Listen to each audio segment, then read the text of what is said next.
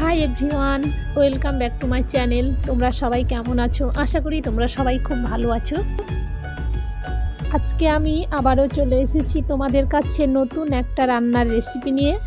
আজকের রেসিপি হচ্ছে সর্ষে পোস্ত ইলিশ ভাপে।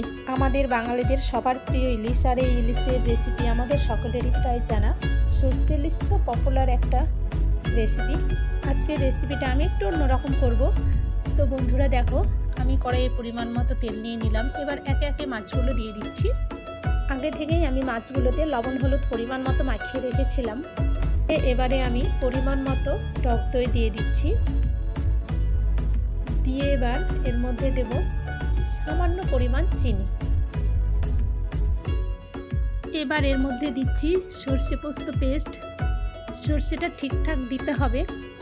সর্ষে আর কাঁচা লঙ্কা এই দুটো হলো মেন। তো এখন আমি 8 থেকে 10 পিস কাঁচা লঙ্কা দিয়ে দিলাম। এবার এর মধ্যে পরিমাণ মতো লবণ আর হলুদ দিয়ে দিব।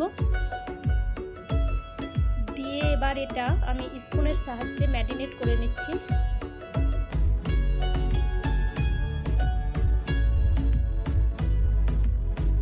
বন্ধুরা দেখো, এবার এটা আমার পুরো ম্যারিনেট করা হয়ে গেছে। এবার এটাকে আমি 10 থেকে 15 মিনিট ঢাকা দিয়ে রাখবো।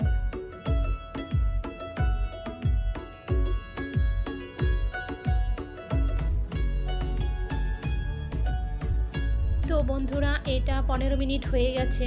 দিয়ে এটাকে আমি এখন ওভেনের উপরে বসিয়ে দিয়েছি পরিমাণ মতো জল দিয়ে। দিয়ে ঢাকা দিয়ে দিয়ে ফোটাচ্ছি। এইটাকে আমি 20 থেকে 25 মিনিট এইভাবেই ঢাকা দিয়ে ফোটাবো। তো বন্ধুরা এবারে আমার রান্না কমপ্লিট। আর রান্নাটা কেমন হয়েছে বলো। যদি আমার রান্না তোমাদের ভালো লেগে থাকে তাহলে প্লিজ একটা লাইক, কমেন্ট, শেয়ার। আর আমার রান্নার নতুন নতুন ভিডিও পেতে চ্যানেলটি সাবস্ক্রাইব করে পাশে থেকো।